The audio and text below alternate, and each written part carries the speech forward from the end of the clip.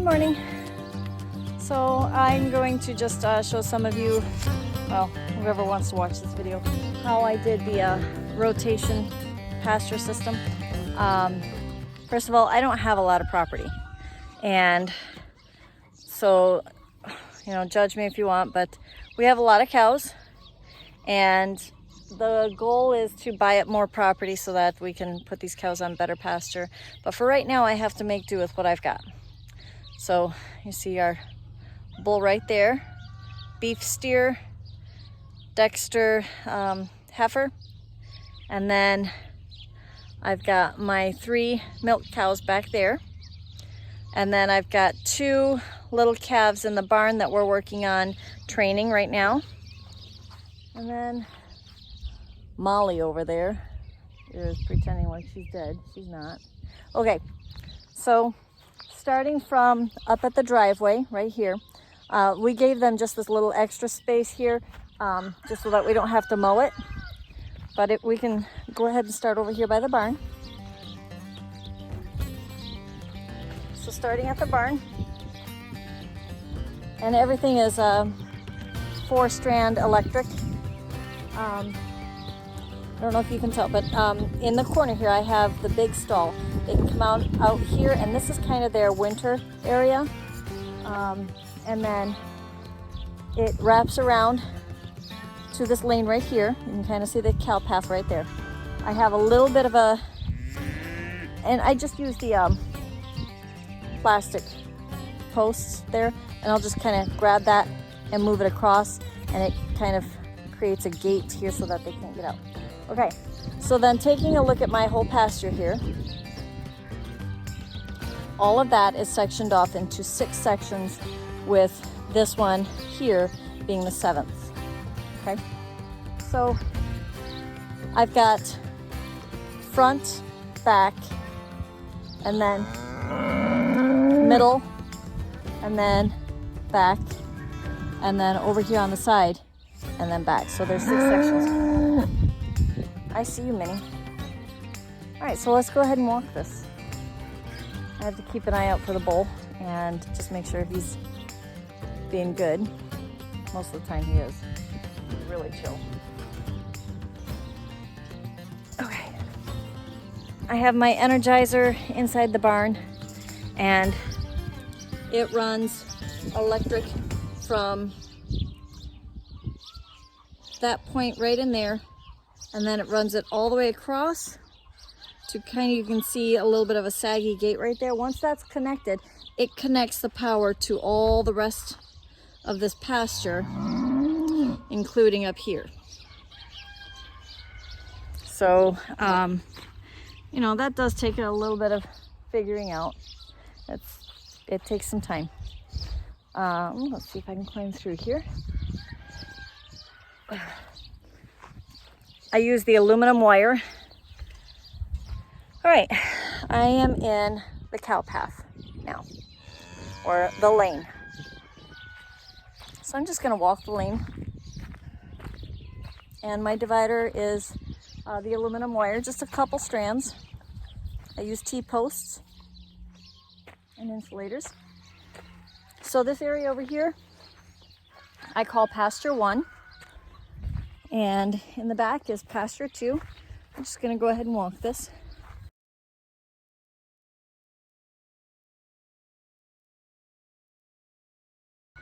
Okay, so if I want them to go into, okay, the bull is coming. He's really great, but I'm still gonna keep my distance.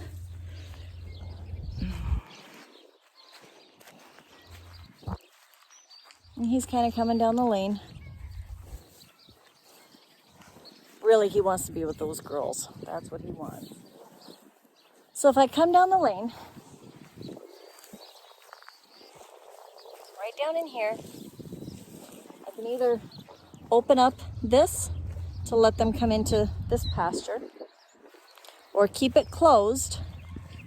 And if I want them in this pasture back here, I open up this, and basically the idea is to make it so that they can only do one pasture at a time. If they follow this lane, there's only one place that they can go.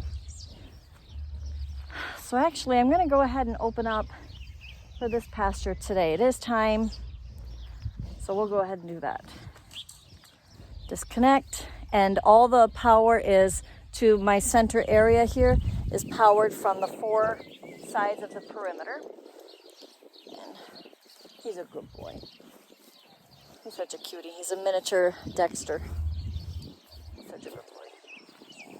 I wish my pasture was a little bit thicker, but you know, we do with what we can do. Oh, looks like they've torn down one of my posts. Where did that one come from?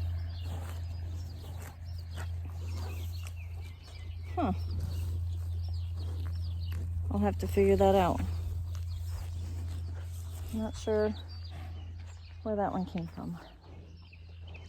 Okay. All right, so now I'm in. This is the pasture that I want them to go into. So I'm just gonna go ahead and open up right here.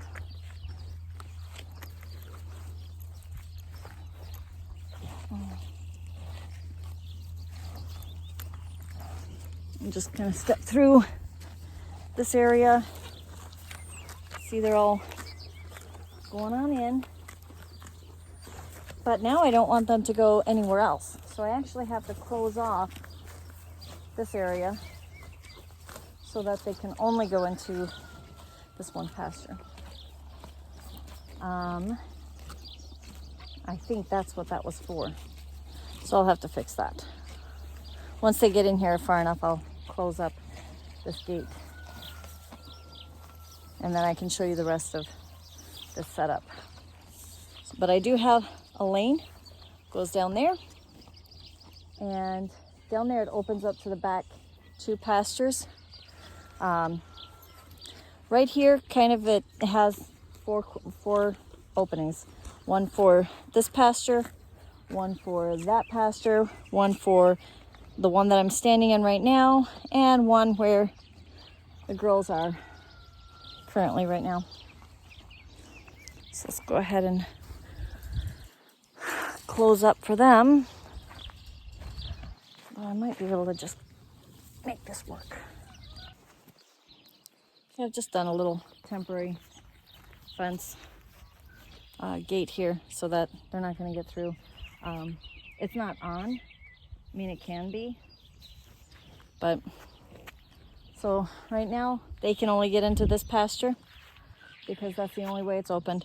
And when I want this one opened, just remove the temporary fence post, but bring it out, swing it into the lane. It blocks them off from being able to get into the lane so that they can only go into wherever it is that I want them to go.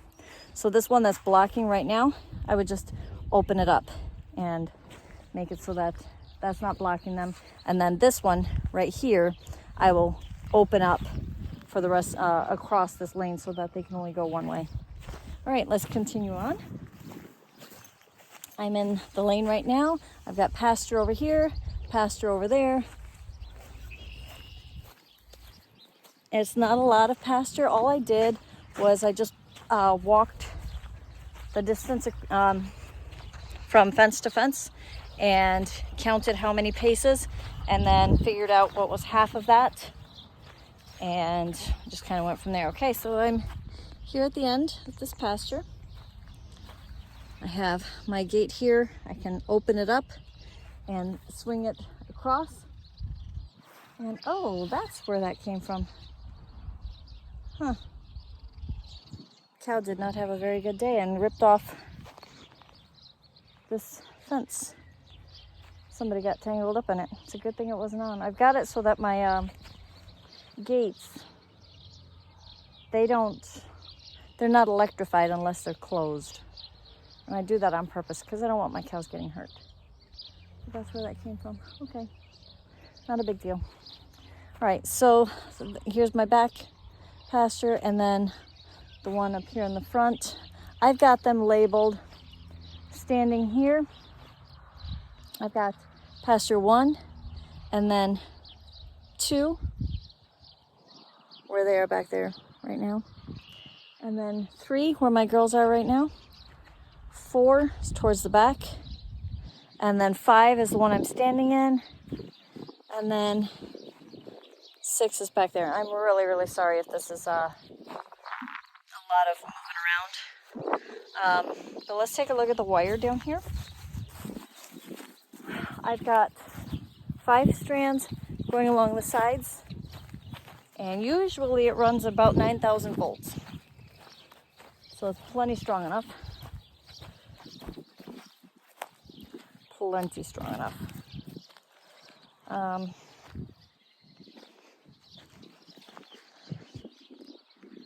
See if you can see that a little bit. 1, 2, 3, 4, 5. I know this has to be mowed in here, and then this dirt area between the cows and the seed that I'm planting, things like that, it'll grow. But it's being a very, very dry spring right now, so it's we're not getting the rain that we need. But anyway, that's my plan. I drew it out on graph paper and just kind of got the rough idea. And you know, on the graph paper I did the lane, I did the temporary fence gates, post gates. I really like those because they're light. They don't do so well in the winter, but I'm not going to have this in the wintertime. In the wintertime, they're going to be staying up in the barn in that area to allow the grass to heal and to rest. But during the growing season, this is what we use. And they're in each system, or each pasture. With this system, they're in each pasture section for 3 days. And then they have to be off that pasture. So they're not going to hit that pasture again for 15 to 21 days, depending on how I've got it set up. Temporarily for right now, I have my girls in that pasture.